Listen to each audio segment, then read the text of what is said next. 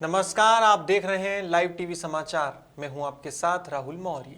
आइए रुख करते हैं हेडलाइंस की ओर। अयोध्या में अनुसूचित मोर्चे के जिला सम्मेलन का हुआ समापन। बीजेपी ने गिनाई सरकार की योजनाएं, बीजेपी की सरकार को दोबारा चुनने की अपील। यूपी में केंद्रीय व्यापारिक संगठन की कार्यकारिणी का हुआ गठन, मंत्री और विधायकों ने दी बधाई, पद मिलने पर व्यापारी दिखे खुश।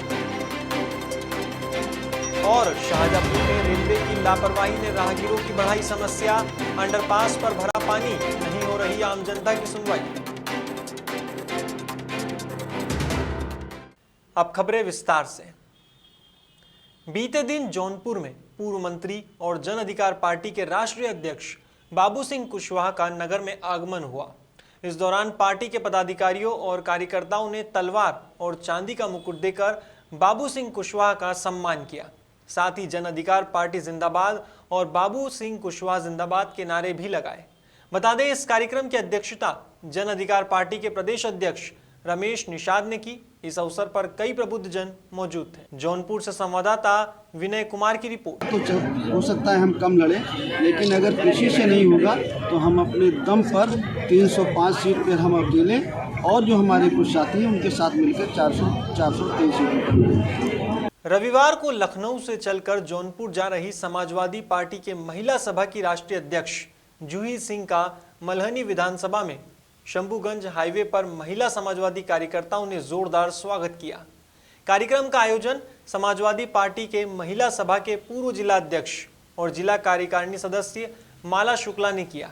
इस मौके पर जिला अध्यक्ष लाल बहादुर यादव, पूर्व जिला पंचायत अध्यक्ष राज बहादुर यादव और भारी संख्या में समाजवादी पार्टी के महिला और पुरुष कार्यकर्ता मौजूद रहे। जौनपुर से विनय कुमार की रिपोर्ट। चंपारण में रामनगर प्रखंड के सबैया देवराज और मगोराहा के बीच एक सड़क हादसा हुआ है। बताया जा रहा है कि यहां सड़क दुर्घटना की वजह से मेराज अंसारी नामक व्यक्ति की हालत गंभीर है, जिसके चलते उसे बेतिया के एमजे के अस्पताल में भर्ती किया गया है। रामनगर सबैया देवराज के मुखिया प्रतिनिधि नसीम हिटलर की माने तो उन्हें फोन पर इस घटना की जानकारी मिली थी, जिसके बाद आनन फानन में जांच पड़ताल शुरू की गई है। चंपारण से कृष्णकांत तिवारी की रिपोर्ट। अयोध्या की मिल्कीपुर विधानसभा में भारतीय जनता पार्टी का अनुसूचित मोर्चे का जिला सम्मेलन कुशलतापूर्वक संपन्न हुआ है। इस सम्मेलन का आयोजन मिल्कीपुर के विधायक बाबा गोरखनाथ के संयोजन में किया गया। कार्यक्रम में मुख्य अतिथि के रूप में बाराबंकी के सांसद उपेंद्र रावत शामिल हुए, तो वहीं सम्मेलन में लोगों की भी भारी भीड़ देखने को मिली।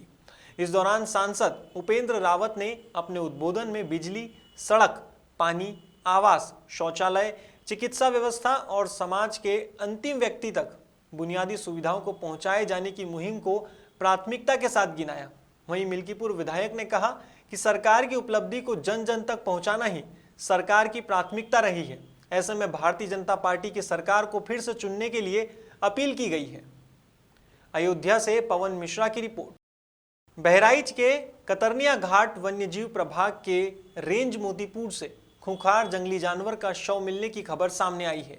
यहां ग्राम पंचायत कुड़वा के मंजरा तमोली पूर्वा में रेलवे लाइन के किनारे अतुल चौधरी के विशालकाय बाग में एक खूंखार जंगली जानवर का शव मिला है। इसकी सूचना ग्रामीणों ने वन विभाग को दी थी, जिसके बाद वन विभाग की टीम ने मौके पर पहुंचकर प्रभागीय वन अधिकारी आकाशदीप बधवान को अवगत कराया है। आकाशदीप बधवान ने बताया कि मोतीपुर रेंज में तमोली पूर्वा गांव के बाहर एक बहुत बड़ा आम का बाग है। इस बाग में एक पुराना कुआं मौजूद है, जिसमें 1.5 साल के बाघिन के बच्चे का शव मिला है। बताया जा रहा है कि बाघिन का बच्चा बाघिन से भटक कर कुएं में गिर गया था, जिससे उसकी मौत हो गई है। अब ऐसे में लोगों को ढक्कन रखने के लिए जागरूक किया जाएगा। बहराइच से धीरेन्द्र की रिपोर्ट। देखिए, अभी हम मौके पर पहुंचे हैं। 1 बजे हमारे रेंजर साहब मोतीपुर को इस चीज़ की सूचना मिली और सूचना मिलते 15 मिनट के अंदर हमारी टीम यहाँ पे मौके पे थी। अभी हम मौके से आपसे बात कर रहे हैं। जी। और यहाँ पे एक आम का बागान है। उस बागान के अंदर एक कुआं है जिसकी कोई मुंडेर नहीं थी, बहुत छोटी मुंडेर थी। इसके अंदर अभी एक शव हमें बरामद हुआ है, जो प्राइमा फेसाई प्रथम दृष्टया एक टाइगर के सब एडल्ट का ही शव लग रहा है। क्योंकि वो 2 से 2.5 फीट का शव है जो यहाँ पे कुछ दिन हो गए होंगे इस पानी के कुएं के अंदर गिरा होगा। अच्छा। क्योंकि कोहरा का भी आजकल दिन है और क्योंकि इस कुएं की कोई मुंडेर भी नहीं है, तो उसमें ऐसा लग रहा है कि ये जो टाइगर का जो सब एडल्ट जो कब है ये इसके अंदर पानी के गिर रहा था और बॉडी इसकी थोड़ी डिकम्पोज भी होनी शुरू हो चुकी हुई है जी। इसकी बॉडी को अभी हम रिट्रीव कर रहे हैं, अभी यहाँ से निकाल के इसको, क्योंकि आज संडे का दिन है, कल IVRI बरेली में इनके सैंपल को भेजा जाएगा, विसेरा सैंपल को विसेरल एनालिसिस के लिए। प्रथम दृष्टया ऐसा कुछ कोई लग नहीं रहा है कि किसी ने कुछ इसमें फाउल प्ले कुछ नहीं लग रहा है कोई ऐसा अभी कोई बॉडी में, क्योंकि एक तरफ ही देखा है, एक फ्लैंक पे कोई हंटिंग के या कुछ इस टाइप के निशान लग नहीं रहे, कोई गोली के कोई वुंड्स नहीं है, क्योंकि बॉडी भी डिकम्पोज हो चुकी है पानी में पड़ी 2-4 रोज से जी। और क्योंकि ये हमारे जंगल क्षेत्र के बाहर का मामला है, बाहर के राजस्व गाँव का ही मामला है जी। तो इसीलिए जैसे ही हमारे स्टाफ को पता लगा हम पहुँचे भी इस पर विसरल एनालिसिस के लिए इसकी बॉडी को हम तत्काल वहाँ पर ले जाके आइस हमारा जो डीप फ्रीजर है उसके अंदर रखेंगे और कल इसकी बॉडी को हम विसरल एनालिसिस के लिए IVRI बरेली भेजेंगे। काशी के प्रमुख केंद्रीय व्यापारिक संगठन अखिल भारतीय उद्योग व्यापार मंडल की जिम्मेदारी राकेश जैन को सौंपी गई है। राकेश जैन बनारस के महानगर अध्यक्ष के साथ साथ बनारस के प्रभारी के रूप में भी काम करेंगे। महामंत्री पद पर रामभरत ओझा चुने गए हैं। शीर्षपाल गर्ग, विजय नारायण कपूर, अटल नाथ खत्री, नारायण डीके को मार्गदर्शक के रूप में चुना गया है। वहीं व्यापारिक संगठन के उपाध्यक्ष पद पर दिनेश चौरसिया, विजय गुप्ता, संजय जायसवाल, राकेश गुप्ता और महामंत्री संगठन राजू बाजोरिया, मंत्री सूरज कुशवाहा, शिवा तुलसियानी, अशोक पाहुजा, कोषाध्यक्ष पद पर राजेश यादव, सह कोषाध्यक्ष पद पर अनिल जैन, प्रभारी दक्षिणी रमेश केसरी, उत्तरी बाबू खा, प्रभारी कैंट श्याम बाबू यादव, प्रभारी उड़ाका दल संजय चांगरानी, प्रभारी सांस्कृतिक प्रकोष्ठ चिंतित बनारसी, मीडिया प्रभारी हेमंत राघानी और कार्यकारिणी में मुन्नालाल जायसवाल, पुरुषोत्तम तोदी अमर, रॉय, रोहित मित्तल, गौरव सोनी, अमित केसरवानी, मनोज यादव, राज चांगरानी, लल्लन सेठ, प्रिंस सिंह चुने गए हैं। इस अवसर पर महिला प्रकोष्ठ का भी गठन किया गया है। इसकी अध्यक्ष की जिम्मेदारी श्रीमती श्रुति जैन को दी गई है। व्यापार मंडल की नई टीम को नगर के विधायकों और मंत्री ने बधाई दी है। नवनिर्वाचित अध्यक्ष राकेश जैन ने कहा कि वे व्यापारियों के लिए संघर्ष करते रहेंगे। वाराणसी से अजीत कुमार की रिपोर्ट। परिचय दें। मैं राकेश जैन। ये सर आज जो आयोजन हो रहा है इसका मुख्य उद्देश्य क्या है? देखिए, जैसा कि आप जानते हैं, उपरोक्त आयोजन अखिल भारतीय उद्योग व्यापार मंडल का आयोजन है। अखिल भारतीय उद्योग व्यापार मंडल देश के बड़े व्यापारिक संगठनों में से है और प्रदेश का सबसे बड़ा प्रमुख संगठन है। श्री संदीप बंसल हमारे राष्ट्रीय अध्यक्ष हैं। कोरोना के कारण अभी टीम गठित नहीं हो पाई थी। राष्ट्रीय अध्यक्ष जी के निर्देशानुसार आगामी 2 वर्षों की एक नई टीम बनाई गई है ताकि व्यापारी नई ऊर्जा के साथ संगठन और व्यापारी की सेवा कर सके। चूंकि हमारा व्यापार मंडल संगठन किसी भी राजनीतिक दल से जुड़ के न व्यापारियों की सेवा निरंतर करता आ रहा है। हमारी कुछ मांगों में एक मांग डीजल और पेट्रोल को GST के दायरे में लाया जाए। व्यापार मंडल उपरोक्त मांग को कई वर्षों से करता आ रहा है और जब तक एक मांग पूरी नहीं होगी व्यापारी इस मांग को करता आएगा। हमारी एक मांग है कि व्यापारी जीवन भर अवैतनिक टैक्स कलेक्टर के रूप में देश की सेवा करता है और ऐसे व्यापारियों को 1 वर्ष के बाद कुछ नहीं हासिल होता, अतः व्यापारियों को एक सम्मानजनक राशि पेंशन के रूप में दी जाए। व्यापारी चिकित्सा निःशुल्क दिया जाए ताकि जिस तरह से सरकारी कर्मियों को एक उच्च स्तरीय निःशुल्क चिकित्सा व्यवस्था उपलब्ध कराई जाती है, व्यापारियों को भी निःशुल्क चिकित्सा व्यवस्था उपलब्ध कराई जाए। अभी पिछले कोरोना में व्यापारियों ने अपनी स्थिति को दरकिनार कर देश और कोरोना पीड़ितों की सेवा की थी। ऐसे भामाशाह व्यापारियों के लिए भामाशाह पुरस्कार की घोषणा की जाए। जिस तरह से शिक्षक को विधान परिषद में सीट आरक्षित होती है, उसी तरह से व्यापारियों को भी विधान परिषद में सीट आरक्षित हो ताकि व्यापारी प्रतिनिधि वो व्यापारिक समस्याओं को विधान परिषद में रख सके। राज्यसभा में रख सकें। ये सारी मांग किससे मांग रहे हैं? ये सारी मांग केंद्र सरकार और प्रदेश सरकार से मांगे की जा रही है और हमारा संगठन पिछले कई वर्षों से लगातार जिलाधिकारी के माध्यम से और विधायकों के माध्यम से, सांसदों के माध्यम से, मुख्यमंत्री के माध्यम से ये मांगे उनके समक्ष रखता आ रहा है। अभी हमारे संगठन की एक मांग थी कि व्यापारियों का बीमा को बढ़ाया जाए, तो मुझे बड़ा हर्ष है कि हमारे संगठन की मांग के कारण व्यापारियों को 10 लाख रुपए तक का मुफ्त बीमा योजना के अंतर्गत सुरक्षा मिल रही है और ये सिर्फ हमारे संगठन की एकल मांग थी। जिस तरह से आप सर कह रहे हैं कि मांग करती आ रही है आपकी संघ, तो क्या राज्य सरकार, केंद्र सरकार अब तक कोई उस पर कार्रवाई की है या मतलब कुछ आप लोग की मांग को लेकर कुछ वार्तालाप हुई है, कुछ बैठक हुई है? देखिए, व्यापारी एक देश का बहुत बड़ा हितैषी होता है।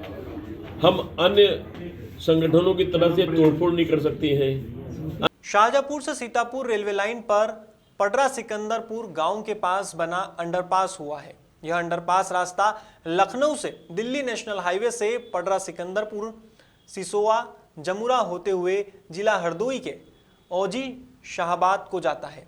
लगभग 25 किलोमीटर लंबे मार्ग पर रोज हजारों की संख्या में राहगीर आते और जाते हैं, लेकिन रेलवे विभाग की घोर लापरवाही देखिए। इस पुल का निर्माण करवाया गया जिसमें साल के 12 महीने पानी भरा रहता है। राहगीरों से पूछने पर उन्होंने बताया कि पंप सेट से पानी निकाला जाता है, लेकिन पानी दोबारा भर जाता है, जिससे राहगीरों को परेशानी के साथ निकलना पड़ता है। रेलवे के आला अधिकारी इस समस्या पर ध्यान नहीं दे रहे हैं, जिसके चलते राहगीरों को समस्या का सामना करना पड़ रहा है। शाहजहांपुर से संवाददाता राकेश सिंह चौहान की रिपोर्ट। विधानसभा बिल्हौर की सपा नेत्री रचना सिंह ने ग्राम पुराना अरोल में NH91 में जा रहे मंदिर को सही जगह स्थापित करने के लिए NHAI से बात की है। रचना सिंह ने ग्रामीणों के अनुसार बताई गई जगह का निरीक्षण किया। NH91 के अधिकारियों से मंदिर के निर्माण के लिए बात भी की है। सपा नेत्री रचना सिंह ने अधिकारियों से कहा, सबसे पहले निर्माण सुनिश्चित करें और मूर्तियों को सुरक्षित किया जाए। बिल्हौर से आयुष शुक्ला की रिपोर्ट। अग्रवाल धर्मार्थ सेवा समिति के तत्वावधान में शनिवार को एक आवश्यक बैठक हुई।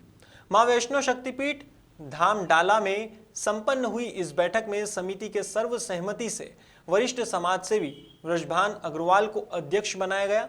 मुकेश बंसल को सचिव और विकास बंसल को कोषाध्यक्ष पद की जिम्मेदारी सौंपी गई। इस दौरान समिति के पदाधिकारियों ने बताया कि दूर दराज से मंदिर में आने जाने वाले श्रद्धालुओं के ठहराव के लिए मंदिर प्रांगण में प्रेक्षागृह और शादी विवाह के आयोजन के लिए अलग अलग कमरों का निर्माण किया गया है। यहाँ धर्मशाला भी बनाई गई है।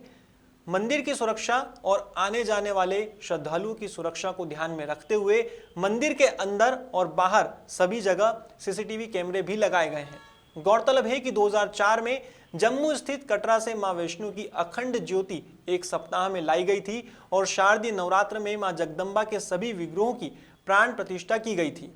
जम्मू से लाई गई अखंड ज्योति आज तक अनवरत जल रही है। यहाँ जनपद से ही नहीं बल्कि बिहार, झारखंड, छत्तीसगढ़, मध्य प्रदेश और अन्य प्रदेशों से भी श्रद्धालु हमेशा दर्शन के लिए आते रहते हैं। ऐसी मान्यता है कि सच्चे मन से मांगी गई हर मुराद मां जरूर पूरी करती है। यहाँ रामनवमी में लाखों की संख्या में भक्त दर्शन करने दूर दराज से आते हैं। इस मौके पर सुभाष मित्तल, राजकुमार गोयल, वेद प्रकाश गर्ग, जगदीश बंसल, सतवीर बंसल, राधेश्याम बंसल, सतेंद्र गोयल, सत्यपाल अग्रवाल, दिनेश सिंगल, वीरू सिंगल, अनिल जिंदल, सुभाष बंसल, कृष्ण गर्ग, राजेंद्र गर्ग, ईश्वर गर्ग, मुकेश गर्ग, राकेश गर्ग, सतीश जैन, सुशील गोयल, राजेंद्र जिंदल, नवनीत अग्रवाल, नवीन बंसल, राकेश गोयल आदि समिति के लोग उपस्थित रहे। हरदोई के थाना बेनीगंज में हत्या का स्वाट टीम और पुलिस ने खुलासा किया है। आरोपी जगन्नाथ को गिरफ्तार भी किया गया है। वह महुआ कोला का रहने वाला है। मुखबिर की सूचना पर पुलिस ने आरोपी को गिरफ्तार किया है और तलाशी में 315 बोर देसी तमंचा और जिंदा कारतूस बरामद किए हैं। जमीनी विवाद के चलते जान से मारने की नीयत से विपक्षियों ने वार किया, जिसमें पुलिस ने मुकदमा पंजीकृत कर आरोपी को गिरफ्तार कर लिया है और जेल भी भेज दिया है। हरदोई से संवाददाता चंदगी राम मिश्रा की रिपोर्ट। प्रकरण थाना बेनीगंज जनपद हरदोई का है। इसमें रामशंकर और जगन्नाथ दो ऐसे अपराधी सामने आए हैं जिन्होंने अपने 4 विपक्षियों को फंसाने के लिए, फर्जी फंसाने के लिए 307 आईपीसी में खुद ही अपने को गोली से घायल किया था। उस पर मुकदमा दर्ज कराया था 4 नामजदों के खिलाफ जो उनके विपक्षी प्रतिद्वंदी हैं, जिनसे उन्होंने रुपया उधार लिया था। पुलिस ने एक मेडिकल रिपोर्ट के आधार पर और अन्य साक्ष्यों के आधार पर यह पता कर लिया कि ये दोनों झूठ बोल रहे हैं। रामशंकर झूठ बोल रहा है और रामशंकर से जब हिकमत अमीली से पूछताछ की गई तो ये जानकारी मिली कि जगन्नाथ के साथ मिलकर के पूरी घटना को उसने अंजाम दिया है। जगन्नाथ के कब्जे से तमंचा बरामद कर लिया गया है। रामशंकर और जगन्नाथ दोनों इसमें अक्यूज्ड पाए गए हैं और सुसंगत धाराओं में माननीय न्यायालय के समक्ष इनको प्रस्तुत किया जाना है। फिलहाल जगन्नाथ को गिरफ्तार कर लिया गया और रामशंकर अभी फरार है।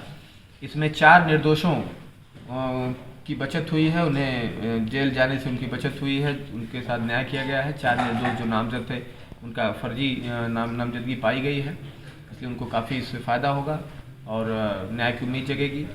इसमें हमने हमारे थाना प्रभारी इंद्रजीत ने जो भी मेहनत की, इनकी टीम ने सभी को 25,000 रुपये का नकद इनाम मेरे द्वारा दिया जा रहा है। सर, घटना में क्या वजह रही? मैंने पहले ही बताया कि ये कई लोगों से रुपया उधार ले रखा था और वो रोज़ तकादा करते थे, वो दे पाने में असमर्थ था। उन्हीं को फंसाने के लिए, ताकि बाद में सुलह समझौते में इसको रुपया न देना पड़े, इस कारण से इसने घटना को अंजाम दिया। फिलहाल खबरों में बस इतना ही। देश और दुनिया की तमाम खबरों के लिए देखते रहिए लाइव टीवी समाचार। नमस्कार।